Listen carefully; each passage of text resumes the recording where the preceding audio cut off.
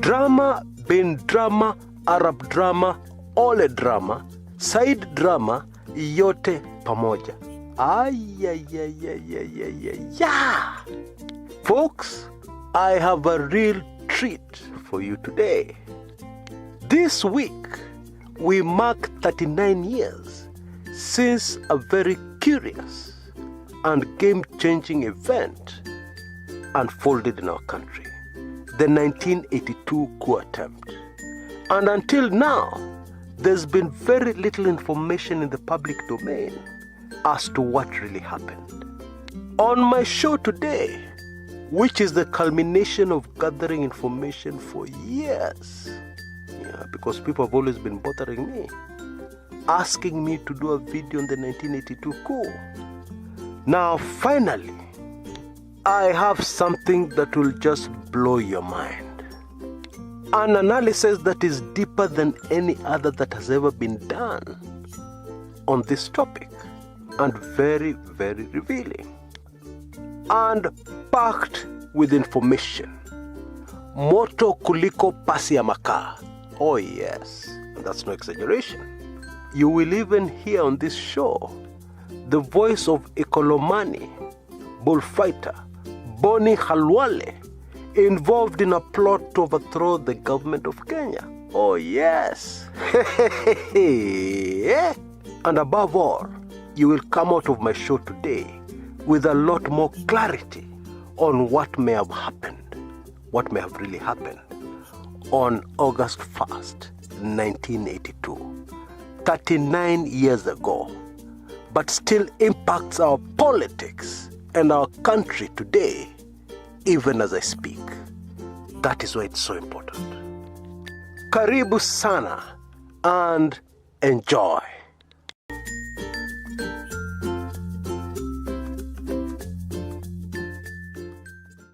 "39 years ago this week, something happened in Kenya that changed the trajectory of the nation forever. And it all started with the events of the early hours of August 1st, 1982, a Sunday. A day that is etched very firmly on the minds of those Kenyans who were old enough then. For our purposes today, it is important that we start with a quick recap of the events of that fateful day. I was at home for the school holidays. I was in Form 5 then. And I don't know if it's the same these days, but in those days when you're home for the holidays, you sleep. The earliest you wake up is 11 or even midday. And so I was woken up, sometime before 9 a.m., by the persistent ringing of the phone, a landline. And I wondered who it could be so early on Sunday morning. It was my dad. He usually traveled to a rural home every weekend on Friday and returned on Sunday evening. He never called. He had never called before. But here he was on the other end of the line, acting strange. And in those days, we didn't even have a good relationship. So he asked if we were okay. And he told me to stay very close to the phone, the landline. That was when I knew there was something very wrong. Of course, he didn't share any information. I woke up my siblings. We gathered around the radio, and it was just playing music. And then suddenly the announcement came through. The government had been overthrown by the military. And it was announced that all policemen were now civilians until further notice. And then we started hearing the gunshots. At that time, we lived in government houses situated somewhere in Kileleshwa, not very far from the CBD. For those who know Nairobi, not very far from the Nairobi University also. I now fully understood why my dad had called that strange call from him. Fear of the unknown, the unprecedented, took over. Then the very familiar voice of Leonard Mambo Botella came on radio, announcing that loyal forces had retaken the Voice of Kenya station, broadcasting station in those days, these days called KBC. At least that explained the gunshots we were hearing. that could not stop and were very worrying. That same Sunday evening, the President Moi, appeared on television looking very shaken. I remember I could see tears in his eyes. I'm not kidding. And he was flanked by the then police commissioner, Ben Geddy. And he started by thanking the forces loyal to him and the government, and appealed for calm amongst the people. Years later, I was to learn of my dad's harrowing experience trying to get back into Nairobi from Machakos several times unsuccessfully. At one point, he was ordered out of his vehicle and told to lie down on the tarmac. And a soldier cocked the gun. And as he was saying his last prayers, a voice came from somewhere behind and said, "No, I know the man. He's a senior police officer." And my dad aborted his attempts trying to get back to us in Nairobi, and was only successful the next day, Monday, August 2nd, 1982, when the police in Kenya had started to get some semblance of authority back from the military. It was serious. It was a terrible week. Many Kenyans lost their lives for nothing. Innocent Kenyans. The official figure was 240. But anybody who was around then knew that that was only a fraction of what it really was. And naturally, after this harrowing episode in Kenyan history, one would have expected to get a full explanation of what really happened. Who was really behind this coup or coup attempt? Instead, we were fed with a story about a senior private from the Kenya Air Force, Hezekiah Ochuka, engineering a coup. Such a junior officer. It didn't make sense. Maybe in other countries it worked. And indeed it has worked. But in Kenya, with a strict hierarchy in the military and the police, that was an impossible thing to happen. And so let's go in very deep and try and figure out exactly what happened during that terrible week for the country called Kenya. And let us start by listening in to the actual broadcast made on that day. Oh yes. The very first broadcasts to announce the coup. And look out for the voices of Senior Private Hezekiah Ochuka, very hesitant, has problems with simple English words. And then also look out for the voice of Sergeant Pancras Oteyo Akumu. Strangely enough, Ochuka was taking orders from Akumu, and yet you are told Ochuka was in charge. One of the very many strange things about this 1982 coup. And his voice is more authoritative. You'll be able to recognize that authority. He is more confident and comfortable with the English language. You'll recognize that. And then also look out for the voice, wait for this one, of a politician who is still very active today, but in those days was a university student. The bullfighter of Ikolomani constituency. Just listen in to this most fascinating audio.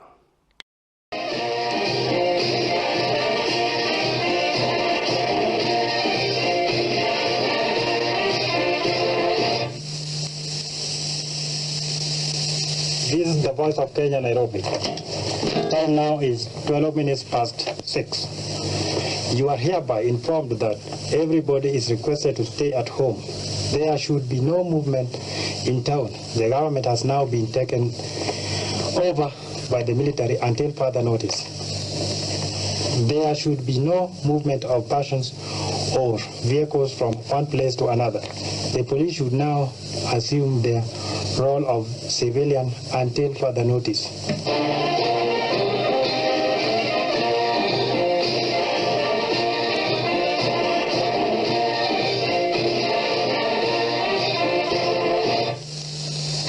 This is the voice of Kenya, Nairobi. The time now is 14 minutes past 6. You are hereby informed that a curfew has everybody should be what? Declared. Everybody should, what is this? Stay. Everybody should stay at home.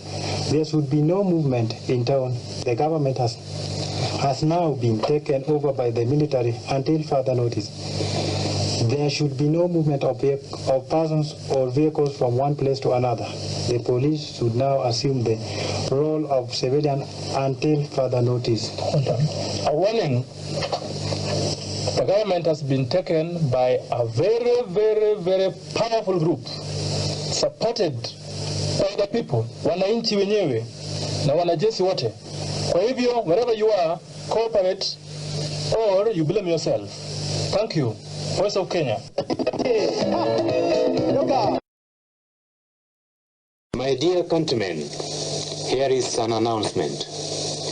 It is with the greatest pleasure that I announce to you today the overthrow of the corrupt regime of Daniel Toroitich arap Moi by the patriotic forces of our country. As I speak to you now, our country is fully and firmly under the control of our armed forces. Every care has been taken to make the revolution as bloodless as possible. Fellow Kenyans, over the past few years, this country has been shedding from an open to a closed, dictatorial, and inhuman society. The fundamental principles for which many of our people sacrificed their lives during the heroic struggle for independence have been compromised in the interest of a few greedy and irresponsible bandits. Over the past 6 months, we have witnessed with disgust the imposition of a de jure one-party system without the people's consent, arbitrary arrest and the detention of innocent citizens, censorship of the press, intimidation of individuals, and general violation of fundamental human rights. This ruthless oppression and repression is reminiscent of the past colonial days which Kenyans thought were buried at independence. A gang of local tyrants has emerged whose only function is to terrorize and intimidate with senseless warnings. Rampant corruption, tribalism, nepotism has made life almost intolerable in our society. The economy of this country is in shambles due to corruption and mismanagement. The cost of living in Kenya today is among the highest in the world. Wananchi can no longer afford to meet the basic requirements of life due to exorbitant prices of the basic necessities such as food, housing rent, transport. Above that, Kenyans are among the highest taxed people in the world today. Wananchi, under these circumstances, our armed forces have headed the people's call to liberate our country once again from the forces of oppression and exploitation in order to restore liberty, dignity, and social justice to the people. In doing this, we have proved to the rest of the world that no individual or group of people can permanently subjugate or take away the freedom which our fathers and grandfathers so gallantly fought to bring to this country. Like the British imperialists, the same fate will befall whoever attempts to tamper with our freedom. Countrymen, it is not the intention of the military to stay in power indefinitely. As soon as the situation allows, elections will be held and wananchi will be given an opportunity to choose their leaders. Our immaculate task is to stamp out corruption and set out a concise program of development for Kenya. We will continue with the original policies which this country set at independence and which have been eroded over the years, thus giving rise to the current sad state of affairs. A number of administrative and security measures will be announced in due course. This revolution is entirely an internal affair, and our friends have nothing to fear. We will strengthen relations with our neighboring countries and we will continue to champion the policy of non-alignment and non-interference in the internal affairs of other countries. As for now, the Constitution has been suspended and a National Liberation Council has been set up to preside over the affairs of the government and state.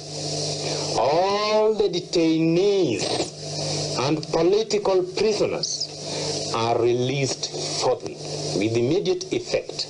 Long live Kenya. Long live the People's Redemption Council. Thank you very much. This is a statement on behalf of all the students of Kenya. On behalf of the students and the people of Kenya, we, the University of Nairobi students, register our wholehearted and unconditional support for the August 1st revolution organized by the Kenya People's Redemption Council. We humbly request our new popular government to accord us the freedom we have always cried for. Thank you. In those days of only one radio station and one television station, the Voice of Kenya, if you wanted to make an important announcement for all Kenyans, the person you'd look for is a man called Leonard Mambo Mbotela, still alive today. If you heard the voice of Mbotela, it was confirmed, it was true, even if the very sky above us was falling. If Leonard said it, that was it. It was true. Verified information. And so it's not surprising that on the early hours of Sunday, 1st August 1982, Senior Private Hezekiah Ochuka and Sergeant Pancreas Akumu, the main people who were organizing operations on that day of the coup, went to the broadcaster's house, Leonard Mambo Mbotela's house, somewhere in Gara, picked him up and took him to the VOK to announce to Kenyans that the government had been taken over by the military.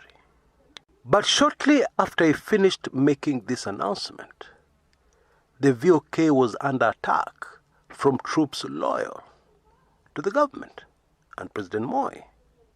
And then the same Mbotela came back when those troops, led by a man called Major General Mahmoud Mohammed, took over the VOK from the rebels, Air Force officers, and made the announcement that the government of Daniel Toroitich arap Moi was still very much in power, and that what Kenyans had witnessed was a minor fracas caused by some drunk Kenya Air Force officers. Nothing for Kenyans to be worried about, because this attempted coup had been crushed and Moi was still in power. In that week following August 1st, Kenyans learned that all Air Force officers were in hiding, because they were being looked for by the military, the loyal troops. And to stay safe, many of them had changed their uniform for civilian clothing to hide amongst ordinary Kenyans. We also learned that Hezekiah Ochuka, the man who had been president of the Republic of Kenya for about 30 minutes, and Sergeant Pancreas Akumu had fled to Tanzania, where they had been granted political asylum. Now let us go even deeper. Now it is clear that even before the coup, the local intelligence community were aware that there were some army officers, actually Air Force officers, who were busy planning to overthrow the government. Yeah. Now, this is an important clue to get to the bottom of what really happened in 1982, August 1st. Because for anybody who knows how our intelligence community worked then, they will know that the way they operated was to arrest and then ask the questions later. But strangely enough, in this case, they did not make a single move. Why? There is even an article, which is still online, about how the then head of the intelligence, a man called James Kanyotu, informed Moi that there was a coup being planned against his government. Now that's a very strange story, for anybody who understands how the intelligence community operates in Kenya. Because you don't inform the president that people are planning. You arrest, you interrogate, and then you inform the president that there are people who are planning who have been arrested. And you're getting the full information from them currently. That's how it works. But then we must remember that in those days, Kenyans were not allowed to think. Thinking was treason. Oh yes, you are not allowed to think and to use your brains and try to figure out things. No way. So it was very easy for people to swallow such stories, hook, line and sinker, and accept them as normal. Accept it as something that makes sense when it doesn't. Now, there's a Kenyan intelligence officer from the time, he was operating around that time, who has written some memoirs. And he refers to an incident that happened on July 30th, 1982, just days before the attempted coup. To be more precise, 2 days before the attempted coup, where together with other intelligence officers, he visited the Laikipia military base near Nanyuki. That intelligence officer's name is Joseph Kibati. Now, officially we are told that the 2 military bases that were heavily involved in the attempted coup were the Moi Air Base, Nairobi, and the Laikipia Air Base in Nanyuki. So when Bwana Kibati went there, he already knew, he assumed, that his seniors had already communicated with the senior military officials and that they would get full cooperation when they arrived at the base. Now, for those who don't know, even if you're a very senior police officer, you cannot walk into a military base and ask to arrest soldiers. It doesn't work like that. The way it works is that the information is communicated to the senior military officers and they take action, deal with the situation. And that is why this story in Kibati's biography is very strange. It doesn't make sense. Anyway, he says that when he arrived at the base, he met the officer in charge, Lieutenant Colonel Peter Kagure. Colonel Kagure told Kibati that he was not aware of any rebel officers inside his station, inside his military barracks. But he asked Bwana Kibati to come back later, as he consulted with his seniors. When Kibati came back later, he was told what he should have known all along. The colonel told him something to the effect that these are our boys. we shall deal with it internally. Now let us look at something else very strange about the 1982 coup attempt. According to impeccable sources, the late Jaramogi Oginga Odinga was approached by somebody before the 1982 coup attempt and was asked to be part of the plot to overthrow the Kenyan government. He quite rightly sensed it was a trap and he declined. But others, like his son Raila Odinga, readily accepted. So we know that there were some civilians involved, which is very strange for a military coup anywhere in the world. For the very simple reason that when you involve civilians, it becomes very easy for information to leak out, for you to be caught up with before you execute your mission. And that is why usually civilians are incorporated after the fact, not before. And we even know where these civilians were meeting with their military accomplices in Nairobi. It was a house along Gong Road, somewhere near Adams Arcade, for those who know Nairobi. And I'm reliably informed that our intelligence community then also knew about this house and its precise location.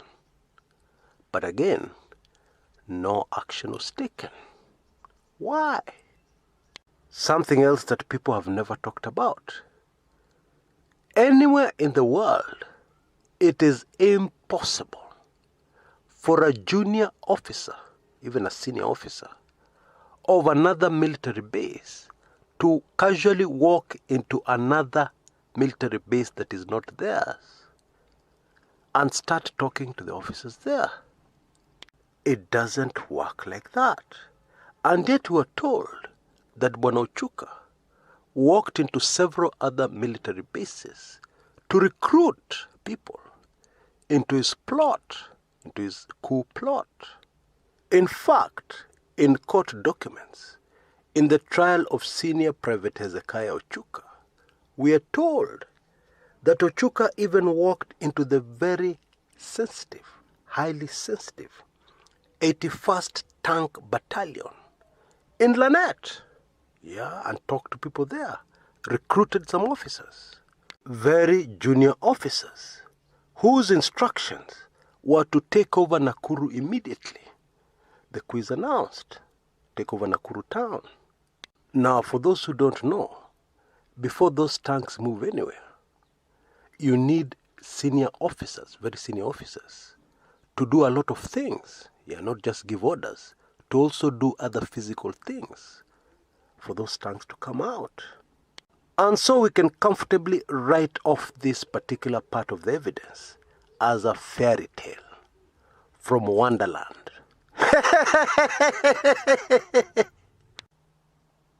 Now, taking all these many clues and putting them together, there is only one conclusion we can make, and one conclusion alone. The 1982 coup was designed not to work. It was designed to fail. The evidence clearly tells us and shows us that whoever was the mastermind behind that coup just wanted to shtua. That's what the evidence tells us. Sample the following. The only major strategic installation that the coup plotters took was the VOK, the Voice of Kenya. These days, the Kenya Broadcasting Corporation. In those days, there was no fence. There was no serious fence around what is now the KBC.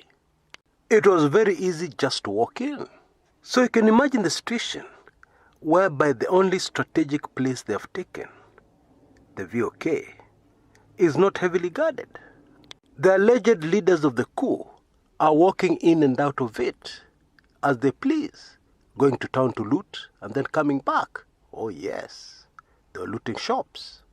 And what actually happened is that Sergeant Pancreas Akumu, at one point, came back to the VOK, came back to base, and was met with gunfire as he tried to enter the VOK. because the loyal troops had already taken it back. What? How can you convince anybody that this was a serious thing? Yes, people lost their lives, especially innocent people. Even soldiers lost their lives. But the whole plot was not a serious plot designed to take over a government. How? How can you convince me it was? So, we now have to answer the question, who was the main person behind this mind-boggling, sadistic plot? Where people would lose their lives for nothing. Now, in the trial of Sergeant Pancreas Akumu, a name was dropped. Oh yes, a very famous name was just introduced, casually. Sergeant Akumu, in his defense, said he had heard that there was a politician, a man called Charles Mugane Njonjo, a former AG, and who was then a minister in Moi's cabinet. Sergeant Akumu said in his defense that this was the man who was planning a coup, and Sergeant Akumu had heard of it, and therefore Sergeant Akumu had acted to abort, frustrate that planned coup. His idea was to cause confusion in the Air Force, so that when Bwana Njonjo came with the real coup, he would have no proper Air Force to work with. And therefore, Sergeant Akumu was suggesting that he should be treated as a hero who saved Kenya, rather than somebody charged with treason.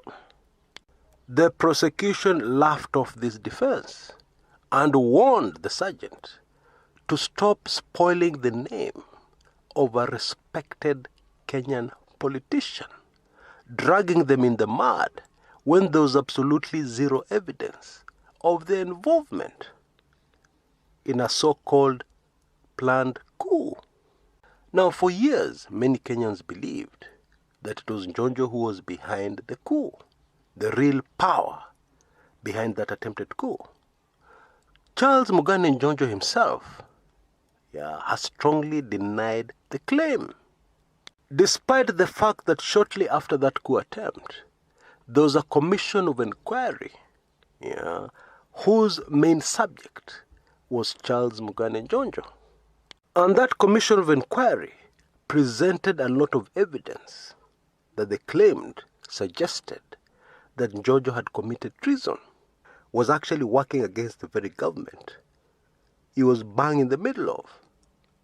In fact, he was a very powerful member of that very government. The commission of inquiry accused him of trying to overthrow, trying to frustrate. And the commission of inquiry presented this evidence before President Daniel Toroitich arap Moi, who forgave Njonjo. He just let him go and forgave him. But personally, I believe Njonjo. He was not involved. So who was? Now I'd like us to focus on a major player in all these manenos. A man called James Kanyotu, who was head of the country's intelligence at the time. Indeed, he had held that post since 1965. He took it over when he was barely 26 years old. Now, if you examine the career of that man, James Kanyotu, he was a man of big, game-changing intelligence operations, including one that I've covered in detail on this channel, the one that unfolded in 1969. And the objective of that operation was to secure the presidency of Jomo Kenyatta and to neutralize all threats, present and even those that were building up to be threats in the future. That operation involved the assassination of a man called Aguings Kodek, who was then Minister for Foreign Affairs. And his assassination was made to look like a road accident. It also involved the assassination of Tom Mboya. And the action-packed grand finale of that particular operation was the October 25th, 1969 Kisumu massacre, which was designed to give the government an excuse to ban the opposition party then, the Kenya People's Union, and to put the very influential national politician Jaramogi Oginga Odinga out of action, put him under house arrest and out of politics. I trust that many other Kenyans will do a lot of research into this character, James Kanyotu, because in my opinion, this is a man who had very little regard for precious human lives. He tended to focus on the big goal, and never gave a second thought to the collateral damage that usually comes with such operations, which in my view, somebody should always make an effort to limit. There is no evidence I've seen that Bwana Kanyotu made any efforts to limit the loss of lives in his operations. Operations necessary for national security. Or so we have been made to believe, although that is very debatable, looking back in retrospect. Anyway, Kanyotu was the man in charge early in the Moi presidency. He actually retired in 1991. And it is not too difficult to find a possible motive for the actions of Bwana Kanyotu. You see, early in the Moi presidency, Moi was a good guy. And although very early on, he told us he would follow in the footsteps of his predecessor, Mzee Jomo Kenyatta, atafuata nyayo za hayati Mzee Kenyatta. That's why it was called Nyayo. Although he told us that very clearly, it was also very clear that Moi, aboard, hated some of the things that Jomo Kenyatta got involved with during his presidency. And he wanted, during his presidency, to get as far away as possible from being another Jomo Kenyatta, despite what he was telling Kenyans. And so there were no political detainees in the country. Zero. For the first time since independence. Now, let us just face political reality. It is not possible, at least at that time it was not possible to rule Kenya as a Mr. Nice Guy. We have very ambitious politicians, very ambitious Kenyans, full of mischief. The sad reality is that you need to be a tough guy, very tough, to survive as a president in Kenya. And at least in those days, one needed to be feared. Others, people would do what they wanted. And you'd find that the country is ungovernable within a very short time of a nice guy president. And by the way, a Mr. Nice Guy president gives the intelligence community in the country very little to do. At the very least, it takes that intelligence community away from exciting operations, away from the operations which they have skill sets for, and reduces them to mere paper pushers. Now we know that early on, Moi was very paranoid of the Kikuyu community, the House of Mumbi community. Indeed, the one keyword that would get him all excited and alarmed was the word Wakikuyu. Wakikuyu wamefanya hivi, wamefanya hivyo. That would always get his attention. And that is why I believe it was not a coincidence that the unit in the military that was chosen for this particular operation, if my theory is correct and this was an operation, was the Air Force. Because the person heading the Air Force at that time was, I'm sure you can guess it, was a Kikuyu. It was not a secret that the president felt very threatened by this community. Now, one way of catching a criminal, a guilty person, is to carefully examine what happens after the crime is committed. Because it will bring out the motive, the reason why the crime was committed in the first place. And more often than not, it will also lead you to the person who committed the crime. And indeed, we can see that after the 1982 coup, President Daniel Toroitich arap Moi changed completely into a very, very different president. After the attempted coup, our intelligence community started getting busy once again, doing the same old they'd done during Jomo Kenyatta's presidency. And so if indeed it was an intelligence operation, it achieved its objectives 101%, 1000% if you like, because Moi changed. Moi became the tough president who would rule Kenya with an iron fist for all those long years, for those long 20 years after August 1982. And if we can come back to what we know for sure, a lot of those things that happened in 1982 leading up to the coup would never have happened without the full cooperation of the intelligence community. No way.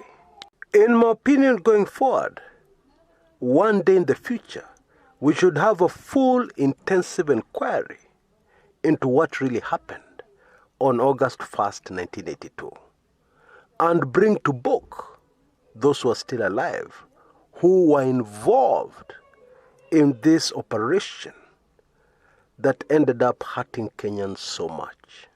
And I know one can argue that it secured the peace of Kenya for decades after that.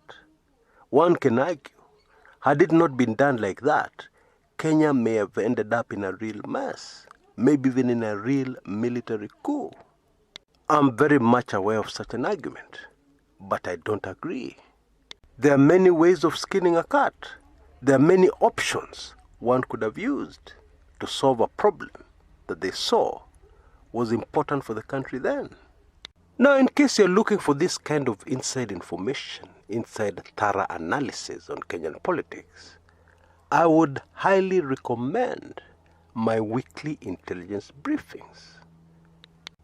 And for the next few days, ending on 5th August 2021, to commemorate and remember this dark side of Kenyan history, I will give a special offer, an amazing and indeed exciting offer, where you can get a live membership to my weekly intelligence briefings for, wait for this one, for the year where it all happened, for only 1982 Kenya shillings. You will be able to secure live membership to my weekly intelligence briefings. You have a very short time. Please go for it. $19.82 or 1982 Kenya shillings. Just listen in briefly for a few more details.